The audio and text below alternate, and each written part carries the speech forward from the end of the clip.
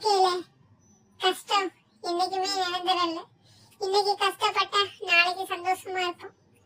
தோல்விங்கிறது ஒரு சாதாரண விஷயம். ஒரு வாட்டி தோத்தா 100 முறை ஜெயிப்போம் மனசுல வச்சுக்கோங்க.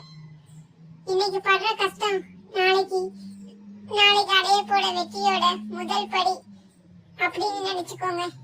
இப்படி எல்லாம் அட்வைஸ் பண்ணுவாங்க. அவங்களோட வீட்டை பாத்தீங்கன்னா பெரிய பங்களா வீடா இருக்கும்.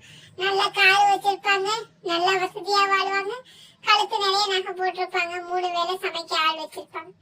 இந்த மாதிரி வசதியா இருக்கிறவங்க தான் கஷ்டத்தை நினைச்சு கவலைப்படாதீங்கன்னு சொல்லுவாங்க.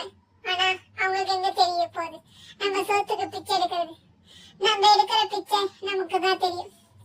காலையில சூரியன் சுல்லுன்னு உதிச்சு எந்திரா எரும மாடையே அப்படின்னு மூஞ்சில அடிச்சு எழுப்புற மாதிரி கஷ்டம் வந்து டெய்லி வந்து நம்மள செருப்ப சாணியில முக்கி அடிக்கிற மாதிரி அடிக்குது.